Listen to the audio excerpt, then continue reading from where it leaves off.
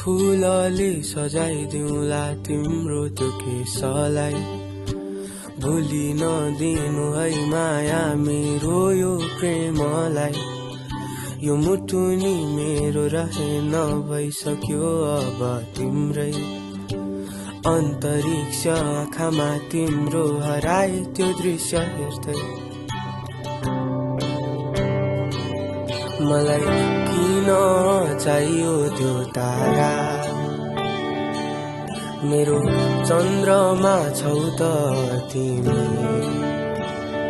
सायद जादु छ तिम्रो आँखामा,